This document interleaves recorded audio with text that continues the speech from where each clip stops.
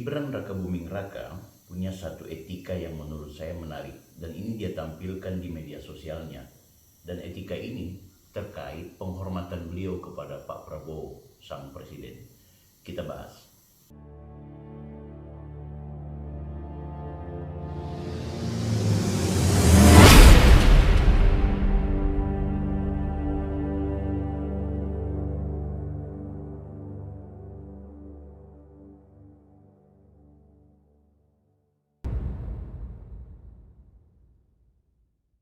Guys, di video kali ini kita akan mendiskusikan tentang bagaimana seorang Gibran Rakabuming Raka, wakil presiden kita yang saat ini menjadi bagian dari pemerintahan kabinet merah putih yang dipimpin oleh sang presiden Pak Prabowo. Kita ketahui bersama, Mas Wapres ini orangnya cekatan, orangnya juga cukup produktif. Nah, di video ini coba rame-rame kita membahas dan sekaligus akan menyaksikan potongan-potongan video Mas Gibran yang kocak menurut saya. Jadi saya bilang bahwa ternyata Mas Gibran ini tahu cara memberikan penghormatan kepada Pak Prabowo yang ia tampilkan dalam medsosnya. Kalau Anda menuju ke TikToknya Mas Gibran, ada satu video yang menurut saya ini adalah bentuk penghormatan seorang Mas Wapres kepada Pak Prabowo. Oke, tapi sebelum kita lanjut, saya mau mengajak kepada kalian semua untuk jangan lupa like, comment, and subscribe. Saya Bang Bill, video-video saya membahas soal isu-isu politik nasional. Dan belakangan juga saya membahas soal bagaimana hubungan Jokowi, Prabowo, Megawati. Ini cukup ramai dan sedang diperbincangkan tak berkesudahan. Anda bisa lihat di YouTube, di ruang-ruang media sosial, media massa, perseteruan antara Jokowi dan PDIP memang tidak berhenti. Nah, kali ini coba saya ajak kepada kalian semua untuk sebelum kita akan melihat ada satu video bagaimana cara Mas Gibran memberikan penghormatan kepada Pak Prabowo dengan membuat editan khusus dalam postingannya, dan itu betul-betul menampilkan seorang Mas Gibran yang rendah hati. Kan gitu. Padahal beliau ini orangnya kalau dia mau egois, hanya ingin membuat namanya lebih tenar, maka ada strategi postingannya di media sosial yang menurut saya itu hanya membuat orang atau publik lebih melihat sosok Mas Gibrannya ketimbang Prabowo. Tapi postingan kali ini ada satu semacam isyarat ya, semacam strategi sekaligus bentuk bahwa beliau orang yang sangat sadar posisi gitu. Nah, kali ini saya mau perlihatkan dulu ke kalian soal kocaknya beberapa videonya Mas Gibran, sekaligus memperlihatkan bagaimana eksistensi dari istri Mas Gibran, yaitu Mbak Selvi, yang belakangan juga sibuk ya, karena memang ibu negara kan kebetulan Pak Prabowo tidak lagi beristri ya, tidak memiliki istri karena memang sudah berpisah dengan sang mantan. Nah, kemudian biasanya tugas-tugas yang digantikan mewakili Pak Prabowo selain Mas Wapres itu anaknya Pak Prabowo, yaitu Mas Adit. Nah, tapi dalam konteks kerja-kerja yang berkaitan dengan isu-isu keperempuanan, nah itu lebih didominasi dilakukan oleh Mbak Selvi. Nah, menariknya Mbak Selvi ini orangnya memang juga punya pengetahuan, punya wawasan. Kita tahu bersama bahwa dia ini adalah mantan presenter Putri Indonesia ya, walaupun di Jawa Tengah waktu itu. Kemudian juga tentu dia orang yang punya dedikasi, yang menemani Mas Gibran tidak hanya dalam konteks Wapres, tapi menemani ketika beliau posisi sebagai istri wali kota di Surakarta, Solo, Jawa Tengah, guys.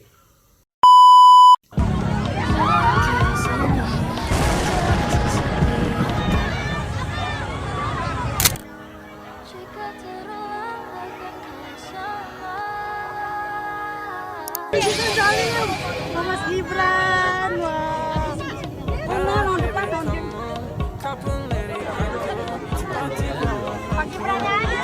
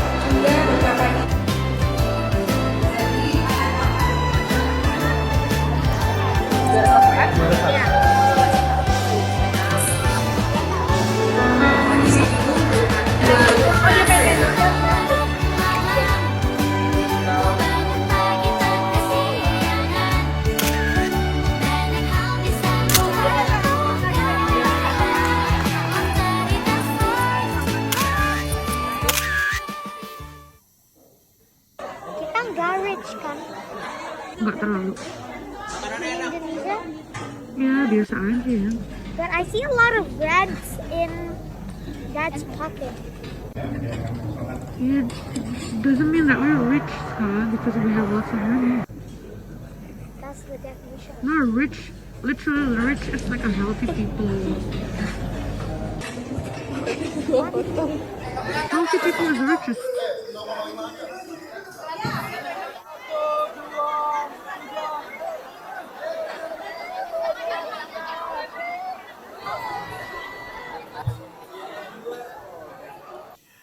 Guys, memang kocak ya apa yang dilakukan oleh Mas Gibran.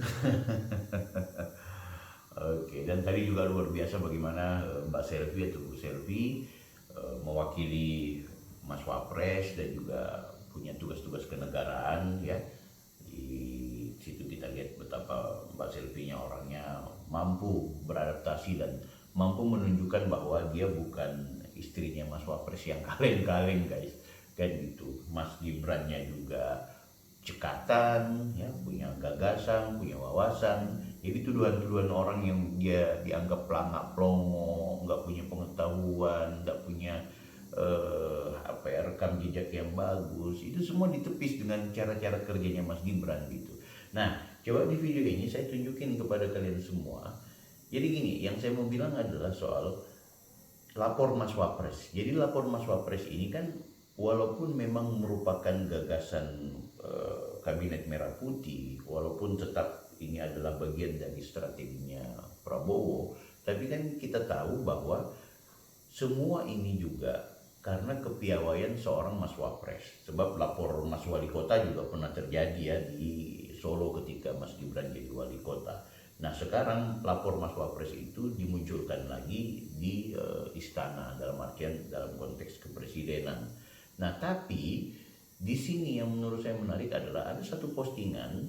Jadi strategi ngeditnya itu loh yang ingin saya sampaikan. Jadi bagaimana Mas Gibran mengedit satu video sebelum dia bicara soal lapor Mas Wapres, dia tampilkan sepenggal kalimat Pak Presiden Prabowo bahwa dia mengatakan bagaimana kemudian masyarakat itu bisa kembali tersenyum gitu. Nah ini penggalan video ini menjadi awal dari ada wawancara beberapa masyarakat tentang pandangan mereka terkait lapor Mas Wapres gitu kan. Nah ini menarik. Nah jadi maksud saya yang saya mau bilang di sini adalah ada satu pengeditan yang ini menjadi strategi komunikasi antara presiden dan wakil presiden, strategi politik yang dimainkan Mas Wapres kepada presidennya, dan sekaligus bentuk dari rendah hati dan sadar posisi. Nah ini kita lihat videonya. Bangsa di mana rakyat cukup pangan, cukup sandang, cukup papan. Cita-cita kita adalah melihat wong cilik iso gemuyu. Wong cilik bisa senyum, bisa ketawa. Itu buat sekolah. Buat sekolah anak yatim. Saya punya anak yatim. Uang sekolah. Buat kelulusan itu. Saya membeli Bapak. Jauh-jauh ke Bandung. Dengan ongkos saya terbatas. Menyelamatkan pendidikan anak saya. Terima kasih, Pak. Ringan sekali beban saya sekarang, Pak. Terima kasih anak saya bisa melanjutkan pendidikannya. Mudah-mudahan anak saya bisa berkuliah.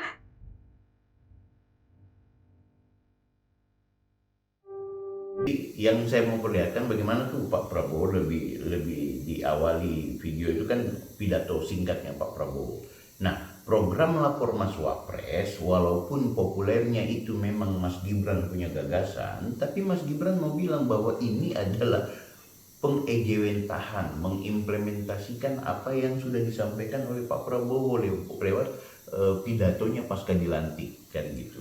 Jadi orang salah mengira, mereka mengira bahwa Mas Wapres itu mau jalan sendiri, Mas Wapres itu ingin populer sendiri karena berkaitan dengan pemilu 2029. Karena dia punya kepentingan supaya jadi presiden gitu, lawan Pak Prabowo. Masih mending kalau kita mau menilai bahwa Mas Wapres ini sedang pencitraan supaya namanya masih populer dan dipakai lagi sama Pak Prabowo ke depan. Ya itu tafsir masih bagus lah. masih bisa kita terima. Tapi kalau kita anggap bahwa ini adalah strateginya Mas Gibran untuk melawan Prabowo di 2029, itu nggak bijaksana gitu loh. Pertama, kita nggak bisa memastikan apakah sekejam, bukan sekejam ya, seniat itukah Mas Wapres. Yang kedua, ya itu justru memperkeruh gitu, mau kepingin membuat terjadi hubungan disharmonis antara Prabowo dan juga Gibran. Nah gitu, tapi yang jelas hebatnya adalah justru sekarang dengan cara-cara dan strateginya Mas Gibran seperti ini, yang terjadi apa? Yang terjadi 100 hari kerja oleh survei Litbang Kompas dan mungkin juga beberapa survei lainnya memastikan bahwa 80,9% masyarakat Indonesia menyatakan puas atas kinerja pemerintahan kabinet merah putih antara Prabowo dan juga Mas Gibran sebagai pasangan presiden dan wakil presiden. Nah guys, hanya memang sekarang kita sangat menyayangkan di tengah kerja keras dan presiden positif yang dinilai masyarakat kepada Prabowo dan Gibran, ada menteri-menterinya yang bermasalah, ada perilaku-perilaku yang itu sangat tidak sesuai dari elit-elit politik kita, kan gitu.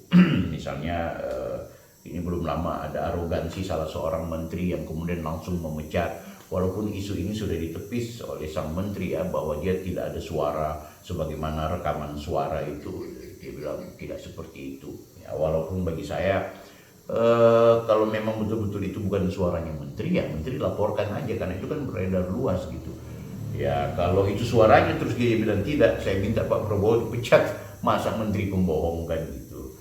Nah aku yakin kalau itu memang benar suaranya dan orang-orang yang menyaksikan menyadari itu, ya saya pikir sih Anda sebagai pegawai atau sebagai petugas staf berhenti dari pekerjaan, laporkan itu menteri itu kalau memang itu benar suaranya menteri, ya kan. Itu yang kita evaluasi. Nah guys, dari tampilannya Mas Gibran, dari gayanya Mas Gibran, menurut kalian bagaimana? Kalau kalian merasa inilah calon pemimpin masa depan yang terbaik, tulis di kolom komentar. Oh ya, ini video nggak cocok buat kalian yang nyinyir dan juga tidak setuju atau sampai dengan sekarang masih punya penyakit hati terhadap Mas Gibran. Like, comment, and subscribe. Saya Bang Bill, Offside.